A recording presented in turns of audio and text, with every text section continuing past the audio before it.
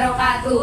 Kami dari SMP Negeri 2 Sari, Kelonglong Kucing, pada tanggal 21 April 2024 akan melakukan observasi dan wawancara tentang proses pembuatan tahu dan pemasarannya yang berada di Gandasuli. Assalamualaikum warahmatullahi wabarakatuh. Waalaikumsalam warahmatullahi wabarakatuh. Kami sekarang akan mewawancarai pemilik pabrik tahu yang ada di Gandasuli. Sekarang dengan Bapak siapa? Bapak Manto. Bapak Manto. Oke. Mohon maaf, untuk sebelumnya apa nama perusahaan pabrik tahu ini? Pabrik Tahu Pong. Sejak kapan usaha pabrik tahu ini berdiri, Pak? Tahun 1990. Kurang lebih 30 tahunan. Oh, iya. Bagaimana latar belakang terbentuknya usaha ini, Pak? Tadinya saya kerja di tempat orang lain. Terus penghasilannya nggak mencukupi, akhirnya buka topong sendiri. Apa saja bahan baku yang digunakan untuk pembuatan tahu? Kalau bahan baku hanya kedelai sama minyak goreng. Untuk yang lain-lainnya nggak ada. Kalau lain-lainnya kayu bakar sama merang. Dari mana Bapak mendapatkan bahan baku yang digunakan? Kalau kedelai itu belinya di toko. Terus kalau bahan bakar di pabrik kayu. Untuk harga bahan dari per kilonya itu berapa ya, Pak?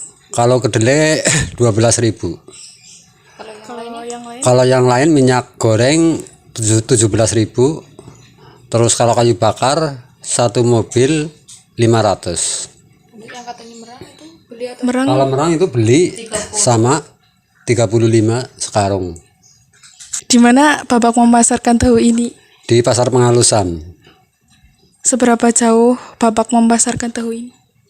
Ya, cuma di Cuma Pengalusan. di Pengalusan aja. Oh iya.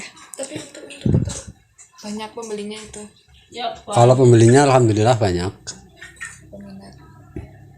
Berapa kira-kira modal awal yang dikeluarkan untuk membuka usaha tahu ini? Ya kurang lebih 1 juta. Berapa harga jual yang Bapak terapkan untuk menjual tahu ini, Pak? Satu bungkusnya ada yang 1.000, ada yang 2.000, ada yang 35.000. Berarti macam-macam untuk menerapkan harga segitu ada berbagai macam ya, Pak? Iya, iya.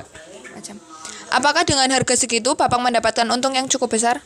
Sebenarnya sih enggak, tapi dicukup-cukupin gitu.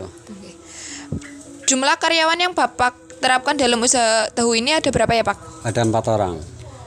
Berapa omset yang Bapak dapatkan dalam 1 bulan ini? Kurang lebih 30 juta. 30 juta. Dalam 30 juta itu cukup untuk membayar karyawan yang Bapak terapkan dalam usaha ini atau tidak ya? Kalau sebenarnya sih nggak cukup, tapi dicukup-cukupin, soalnya harus dibayar karyawan gitu. Iya. Apa yang menjadi motivasi Bapak untuk mendirikan pabrik sendiri, tidak di pabrik orang lain saja?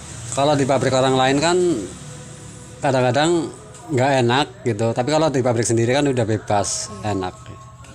Hambatan yang pernah dilalui dalam usaha pabrik ini apa saja sih, Pak? Yang pernah dilalui? Kadang kayu bakarnya nggak ada, terus merang juga sulit nyarinya kalau musim kemarau gitu. Bagaimana upaya Bapak untuk menanggulangi permasalahan yang terjadi dalam usaha tahu ini?